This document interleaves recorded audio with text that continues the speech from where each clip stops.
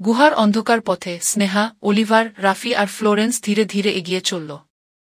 চারদিকে কেবল মৃদু জ্যোতির আলো আর বাতাসে ভেসে আসা অদ্ভুত সুর। স্নেহা গুহার দেয়াল ছুঁয়ে দেখল। এর উপর যেন সোনালি ধুলোর আস্তরণ। মনে হচ্ছিল এই জায়গা একসময় আনন্দময় ছিল, কিন্তু এখন এটি যেন কষ্ট আর নিঃসঙ্গতার এক মূর্ত প্রতীক। আমাদের এগিয়ে যেতে হবে, অলিভার ফিসফিস করে বলল। ফ্লিকের অবস্থান জানা আমাদের জন্য খুব জরুরি গু। কিছুক্ষণ পরে তারা একটি স্ফটিক ঝরনার কাছে পৌঁছাল। ঝরনার জল অদ্ভুতভাবে আলো বিচ্ছুরণ করছিল। তার চারপাশে ছোট ছোট পাথরের টুকরো ছিল, যেগুলোর উপর অলঙ্কৃত নকশা খোদাই করা।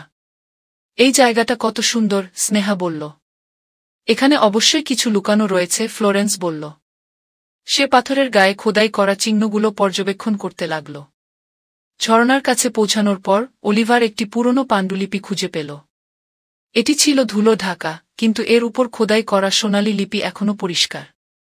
পাণ্ডুলিপিটি খুলে দেখা গেল এর ভেতরে অদ্ভুত এক ভাষায় কিছু লেখা। এটা কি? স্নেহা প্রশ্ন করল। অলিভার ধীরে ধীরে পড়তে লাগল। পাণ্ডুলিপি বলল, ফ্লিক একজন দুষ্টু স্প্রাইট, কিন্তু তার দুষ্টুমি নিঃসঙ্গতার ফল। সে কখনো বন্ধুদের ভালোবাসা পায়নি। জাদুর শক্তি চুরি করা তার প্রতিশোধ নেওয়ার উপায় গু। স্নেহা পাণ্ডুলিপির কথা শুনে থমকে গেল।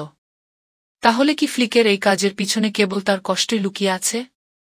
রাফি তার লম্বা কান নাড়িয়ে বলল, মনে হচ্ছে ফ্লিককে থামানোর জন্য আমাদের কেবল তার শক্তি কেড়ে নেওয়া যথেষ্ট নয়। আমাদের তাকে বুঝতে হবে। ফ্লোরেন্স বলল, তবে প্রথমে আমাদের তার অবস্থান খুঁজে বের করতে হবে। এই পাণ্ডুলিপিতে আরও কিছু সূত্র থাকতে পারে কি? তারা পাণ্ডুলিপি খুলে দেখল, আর এর ভেতরে একটি মানচিত্রের মতো কিছু ছিল। এতে স্ফটিক ঝরনা থেকে একটি সরু পথ দেখানো ছিল, যা গুহার গভীরে নিয়ে যায়। আমাদের এই পথ ধরে এগোতে হবে, অলিভার বলল। তারা ঝরনার পাশে একটু বিশ্রাম নিয়ে যাত্রা শুরু করল। পথটি সরু এবং পিচ্ছিল ছিল, আর চারপাশে অদ্ভুত গাছপালার মৃদু গর্জন শোনা যাচ্ছিল। পথে একটি ছোট বাধার সম্মুখীন হল দলটি। একটি বড় পাথর তাদের রাস্তা আটকে রেখেছিল।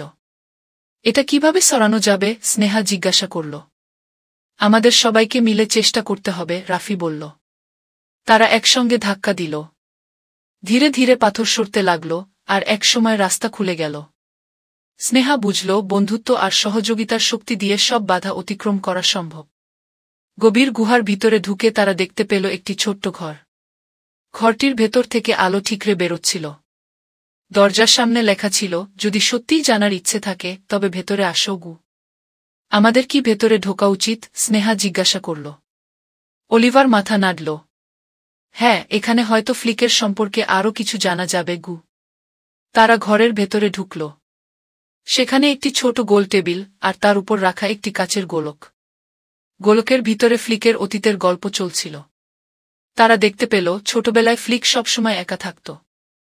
অন্য প্রাণীরা তাকে দূরে সরিয়ে রাখত কারণ সে ছিল একটু ভিন্ন। তার জাদুর প্রতি আগ্রহ দেখে সবাই তাকে ভুল বোঝে। এটা সত্যিই দুঃখজনক, স্নেহা বলল। আমরা কি তাকে সাহায্য করতে পারি? অলিভার বলল, স্নেহা, ফ্লিককে থামানোর জন্য আমাদের প্রথমে তাকে বুঝতে হবে। কিন্তু তার অবস্থান এখনও জানা দরকার, যা ফ্লিকের গোপন অবস্থানের দিকে ইঙ্গিত করছিল। এটা তো গুহার শেষ প্রান্তের দিকে, ফ্লোরেন্স উত্তেজিত হয়ে বলল। তাহলে আমরা এগিয়ে চলি, রাফি বলল। তারা আবার যাত্রা শুরু করল। এবার তাদের মনের মধ্যে একটি নতুন ভাবনা কাজ করছিল, ফ্লিককে কেবল দুষ্টু স্প্রাইট নয়, বরং একটি কষ্ট পাওয়া প্রাণী হিসেবে দেখার।